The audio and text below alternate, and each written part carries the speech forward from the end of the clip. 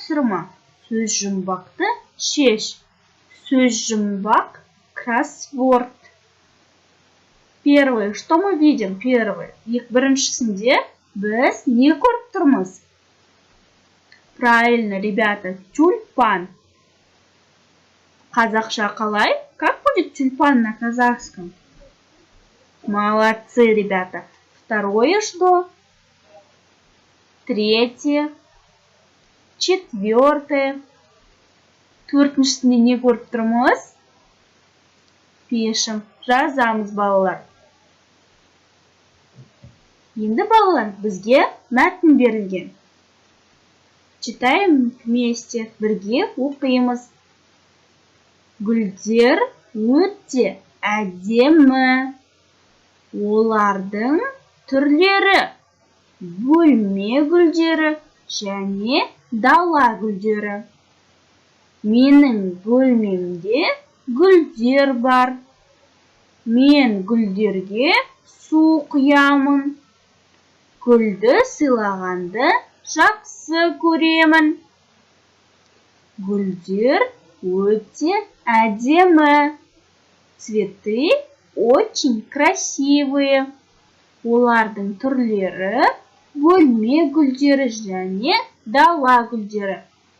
Их виды – комнатные цветы и степные цветы. Менің бөлмемде гүлдер бар. В моей комнате есть цветы. Мен гүлдерге су құямын. Я поливаю цветы. Гүлді сыйлағанды жақсы көремін. Я люблю дарить цветы.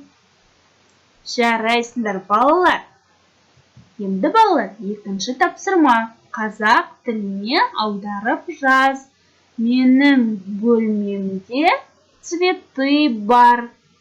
Мен гүлдерге вода құямын. Степные гүлдері.